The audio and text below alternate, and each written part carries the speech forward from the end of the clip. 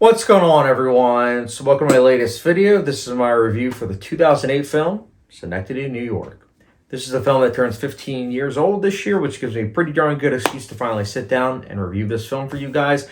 It is from writer-director Charlie Kaufman. I actually believe this was his directorial debut. Could be wrong. But he is also the same writer that gave us Eternal Sunshine of the Spotless Mind, Adaptation, Being John Malkovich, Anomalisa, I'm thinking of ending things. Pretty much, he's one of the best writers working, and just in general, is one of my personal favorite writers. He is someone that constantly and is very consistent with giving us original, creative films from a writing perspective. And so with Synecdoche, New York, I don't know about you guys. I don't know if you're watching this review as someone that's kind of like, oh, did he like this? Or, hey, I don't know what this movie is. Let me click it and see if I want to watch it. But if you need to know the premise either way, I'll tell you. The premise is simple. It's a theater director who is trying to figure out his work. He's struggling, if you will. And at the same time, the women in his life he's having issues with. So what he decides to do to try to figure out answers is create a life-size replica of New York City inside of a warehouse and use that as a new play. And at the same time, that new play is going to have it where there are going to be people that play him and the people inside his life, and then those actors are going to have it where there's other actors playing those actors. Are you confused? It's okay, because this film is confusing. By design, this film is one of the best examples of how films can emulate the feeling of a dream. You know what I'm saying? Like when you're dreaming, things that are in the dream you experienced in real life. Possibly. And then there's other things where you're like, I've never experienced that in real life. You know what I'm saying? And this is an example of that, where there's truth in this film.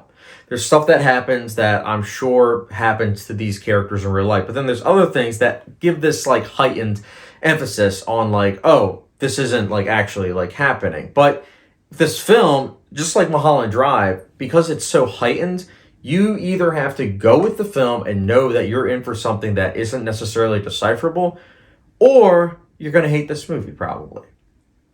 Either way, I would recommend watching this film because it is definitely an experience you'll never forget. I first heard about this film back in 2015. Shout out to Defocus Lens, who I've been following since 2015. She's great. Her review was something that when I first started following her in like the summer of 2015, I came across her review for this film.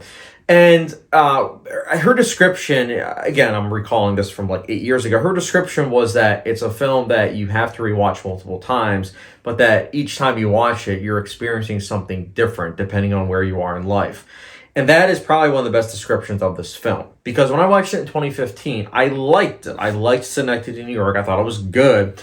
But it wasn't until beginning of 2021 that I had the urge to revisit it, just because I couldn't get this film out of my head. I couldn't. But at the same time, I just, time got away with me and whatnot, but whatever. So beginning of 2021, I revisited it, and I liked it even more. So much so, I bought it on Blu-ray. And I rewatched it on Blu-ray a couple months after I had just seen it. Now, for me, usually I wait a little bit before rewatching a film. But with this film, I made an exception, and I'm glad that I did because it put in perspective how this is one of those films that you can rewatch once a month. You can rewatch once a week, and you're going to get something different from it each time. I rewatched this a couple days ago, and I loved it even more. I already want to revisit it. I'll be fine. If someone was like, hey, Chad, you want to rewatch this film today? I would say, yes, I want to rewatch it. Because it is a film that's so emotional. I'm on this film's wavelength. It's so emotional. You're following Philip Seymour Hoffman's character, someone that, yeah, he's successful. Yeah, he's got a family. He's got a daughter, and his wife and him, they might not necessarily always be on the same page, but you can tell that Catherine Keener, who plays his wife, you can tell that she loves him. You can tell that she is someone that does care for him and vice versa. But he has, panic attacks, anxiety, depression, other health issues as well. And he's someone that, because of all that, it does hamper him and that he just can't really be happy. So that's why he's constantly trying to turn to art and trying to use that as a way to pretty much find happiness. And that's, again, I can't even spoil this film, but that is why at the core of this film, you're constantly seeing him try to do different things. And he's like a perfectionist. And the thing is with perfection is that it's never really truthfully found. Because at the end of the day, even your favorite film or something, or anything that might be your favorite, you're still probably going to look at it and be like, okay, there is an imperfection to it, but it's all about accepting that. And that's something that this lead character just can't do. But at the same time, that is such a very human emotion that it makes sense. And that's why you're able to latch onto him. And it also helps that Philip Seymour Hoffman is just so vulnerable in this role. He is so good. There are times at the end of this film where his acting, matched with the material, brought tears out of me. And I think it is such a miracle that this film exists. Like, I still can't believe that it exists.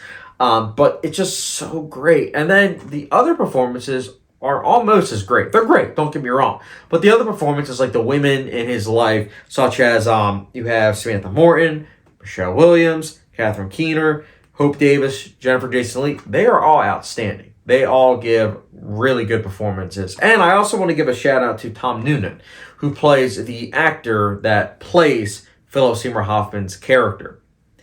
His performance is pretty much like the older self of Philip Seymour Hoffman's character. It's great. I really, really liked his performance. I thought that it was great. But I also wanted to touch on John Bryan's score. I hope I pronounced that right. John Bryan is the same composer that did like Punch Drunk Love, Magnolia, and I believe also like Boogie Nights. He is a great composer. And here his score is really emotional. It's simple. It's very simple. Like the beats that he does with the score, it's very simple, but it's effective and it sounds very unique with what it's given. And I think that matched with the drab cinematography, which usually people look at drab and they say, oh, that's not good with cinematography. But here it works really well because the drabness matches the overall mindset of the lead character, like, and his drabness and his, depressed nature. It works really well. I liked the lighting. I liked the look of the film, the color grading. It's all really good. Dialogue is very sharp, but the dialogue, it's not that it's just sharp. It's also that it really, along with all of the makeup and the, multiple characters and multiple actors playing those characters, the big thing about this film is also that the dialogue also puts you in that dreamlike stance of that someone will say something and then another character will be like, well, you didn't say that. You said this. And then you're like, wait a minute. So like, okay, so now I'm confused. So did he actually say that? Or maybe there's a misinterpretation, maybe the misunderstanding. It makes you anxious. Again, by design, that is something that I really, really dug. I really was able to latch onto because it also showcases how communication is something that there are many times where there's miscommunications because of maybe a word or two because of that. And I thought that was something that was really well done. But I'm rambling on at this point. At the end of the day, this film will either be something that you eat up, something that you will really dig, or it's something you're going to hate. Just got to know yourself. If you need to know 100% what's going on at all times in a film, avoid it. Just avoid it. But if you're someone that wants to just take a film in, take it in, think about it, and understand that what you're watching is pretty much a dream, whilst at the same time a panic attack, an anxiety attack, and a very depressing film, you'll dig this film.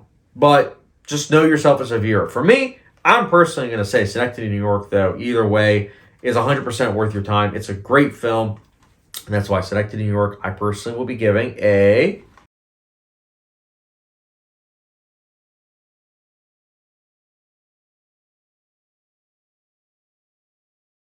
But hey guys, that's my review for Synecdoche, New York. Let me know your thoughts on Synecdoche, New York down below. I'm very curious to hear your guys' thoughts. I feel like at 15 years old, this movie's aged like a fine wine. Kicking myself that I didn't have this on my top 50 films of the 2000s, especially because I'm just going to be honest with you guys. This is now top 100 films of all time for me personally now. Yeah, I love it that much. So, Synecdoche, New York, what did you think about it? Let me know in the comment section down below. And as always, don't forget the subscription, notification bell, follow me down Letterboxd, and I will catch you guys later.